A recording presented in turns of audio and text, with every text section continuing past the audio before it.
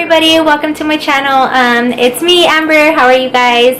So today I wanted to do something a little bit different and go a little bit out of the norm, but I wanted to make tacos Discada just so you guys can get a chance of, like, if you guys want to know how to make those tacos, you guys have an idea and what you guys can do. The only thing that I forgot to do, this is a little bit after, is that I forgot to make the salsa. So we didn't eat it with salsa, but whatever, it's fine.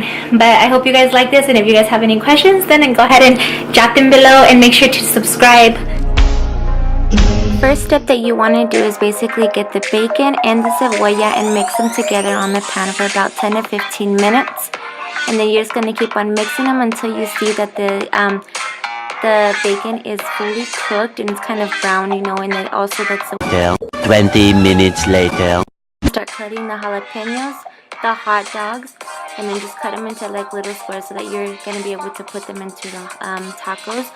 And then you're cutting the ham as well, so you're going to start cutting the ham into like little squares and try to get those squares to be enough to where they're not too big, so that it'll be enough so that you can put onto tacos and they just don't look weird inside of the tacos. So I cut them about that size and I just keep on cutting everything. Then I go back and try to mix everything, trying to get to see if it's cooked. Then I go back and I mix the hot dog, jalapeno, and the weenie, the hot dog. I mix it together, and then basically what I do is I start mixing everything so that it can start getting a little bit hot and a little bit burned. You don't want everything to be burned, but you want everything to be enough to where it's like it's cooked. So what I say by that is you can tell when everything's starting to cook because the hot dog starts getting a little bit fluffy and it's also like a little bit brown. So I just cooked it and I zoomed it up a little bit because you can see where everything is starting to get fully cooked there. So I'm just keep on mixing it. I'm trying to set it there. Usually I let it sit for about 5 to 10 minutes. And then at that time I start adding the chorizo.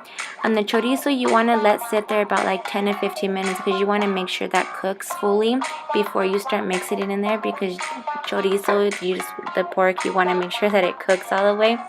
Once it cooks all the way, I start basically mixing it into all the ingredients and just keep mixing that, so that is the big portion of everything, of making sure that you give that the flavor. I just keep on mixing all that together and then mixing, and then I add that ground beef. When I add that ground beef in there, I kind of just put that all in there.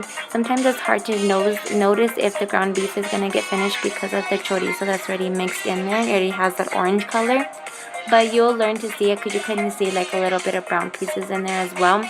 So you just kind of like eyeballing it. I usually let it sit there about approximately 10 to 15 minutes again to let everything cook.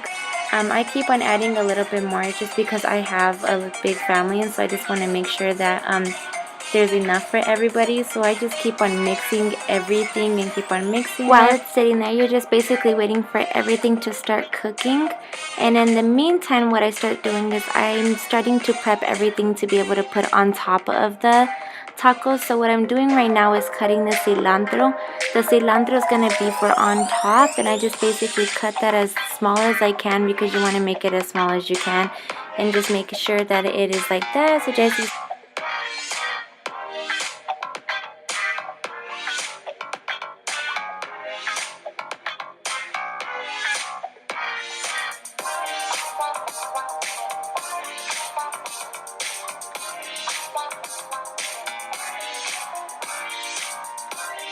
and basically what I do with that is I take off the first 2 layers because it's just not good.